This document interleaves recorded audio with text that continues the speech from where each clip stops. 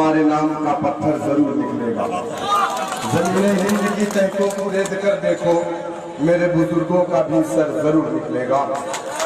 यहाँ पे तशरीफ फरमा ऑल इंडिया मजलिस इत्तेहादुल मुस्लिमीन बिहार के प्रदेश अध्यक्ष और आप के महबूब प्रत्याशी जनाब अख्तरुल ईमान साहब, महाराष्ट्र से तशरीफ लाए महाराष्ट्र के वर्किंग प्रेसिडेंट जनाब डॉक्टर गफ्फार कादरी साहब, मुंबई के प्रेसिडेंट, यहाँ पर तशरीफ फरमा तमाम जिम्मेदार मजलिस इत्तेहादुल मुस्लिमीन के कायदीन।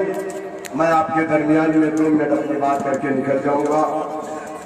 हम लोग 2019 के पार्लियामेंट के इलेक्शन में 10 दिन यहाँ पर थे। अख्तरुल ईमान साहब इलेक्शन लड़ रहे थे, मुख्तलिफ गाँव में गए, मुख्तलिफ पंचायतों में गए।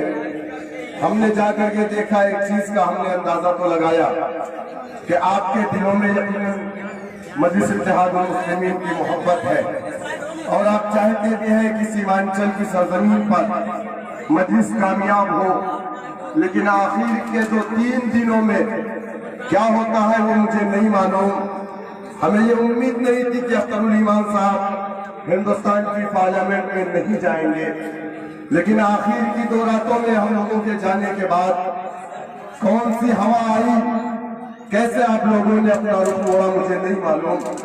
लेकिन मैं आपको कहूंगा कि ये आपके पास एक आखिरी और अच्छा मौका है। 30 साल से एक ऐसा एमएलए जो नाकारा है, जिसने अपने इलाके में कोई काम नहीं किया। हम लोग गांव में गए, हम लोगों ने गांव के लोगों से पूछा कि आपके इलाके में स्कूल है?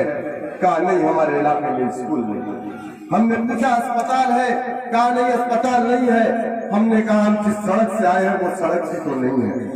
मैंने कहा आप क्यों ऐसे लोगों को वोट देते हैं जो लोग 30 साल से आपके दरमियान में है, बावजूद उसके आपके इलाके में विकास का कोई काम नहीं होता।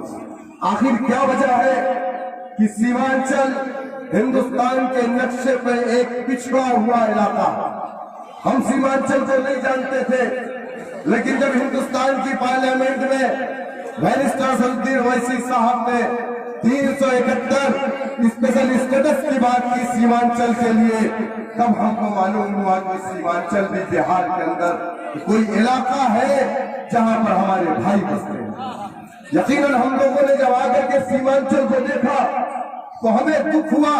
खुदा की कसम हमारी आंखों से आंसू निकल गए कि क्या किया है यहाँ के कायदीन ने, जिन्हें आपने अपना कायद समझ करके 70 सालों तक वोट डाला। आपका वोट दिया, 5 साल में पलट करके कभी आपके इलाके की तरफ नहीं देखा। हमारे उत्तर प्रदेश में यकीनन पिछड़ा हुआ इलाका है, लेकिन उत्तर प्रदेश में कोई दलित बस्ती मैंने वैसी नहीं देखी जैसा सीमांचल के इलाके में मैंने मुसलमानों की बस्तियों को देखा। ये बदनसीबी है आपकी।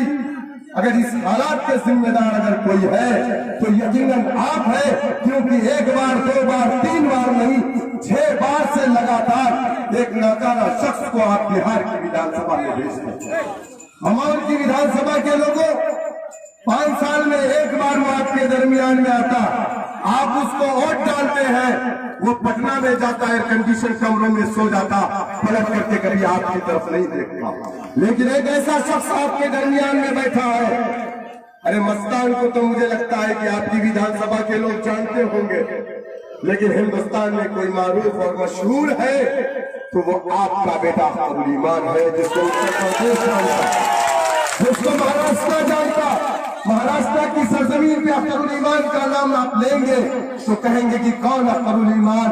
वही अख्तरुल ईमान जो सीमांचल का लाल है, जो सीमांचल की लड़ाई लड़ रहा है, वही अख्तरुल ईमान जिसका कायद हिंदुस्तान की पार्लियामेंट में सीमांचल की लड़ाई लड़ रहा है। मेरे दोस्तों, हमारे साथ बदतमीजियां हुई। आपके इलाकों में कदम चौक पर कांग्रेस के लोगों ने हमारे माइक को छीनने की कोशिश की। हमारे जो साथी थे उन लोगों ने कहा कि नहीं हम करेंगे तकरीर, उन लोगों ने कहा हम नहीं करने देंगे। हमने माइक लेकर के कहा हम तकरीर करने यहाँ आए, आपसे झगड़ा करने नहीं आए। मैं उत्तर प्रदेश की आदमगढ़ की सरजमीन से आता हूँ, जो अल्लामा शिबली की सरजमीन है।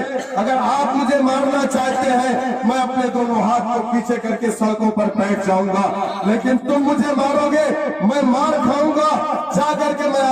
की सरजमीन पर कहूंगा कि सीमांचल में बसने वाला, कलमा पढ़ने वाला मेरा भाई था जो कांग्रेसी था, उसने मुझे सिर्फ इसलिए मारा है कि उसके 30 साल के विकास को हम आवाम के दरमियान में बताने आए थे, जिसमें हमारे वोटों को लेकर के।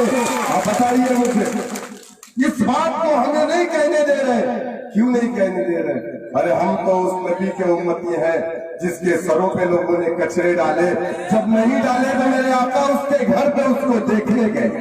हम तुम्हारे थप्पड़ का जवाब अपने थप्पड़ से नहीं, अपनी शहादत की उंगली से देंगे। 7 तारीख को 5 नंबर पतंग छाप पर आप सबको मुत्तहिद होकर के पहले आपको मतदान करना है, उसके बाद जलपान करना है।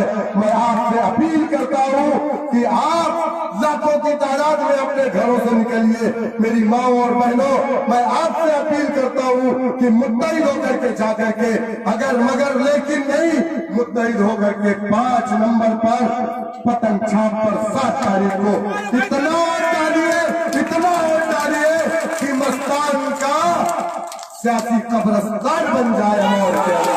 बहुत बहुत शुक्रिया। अस्सलाम वालेकुम।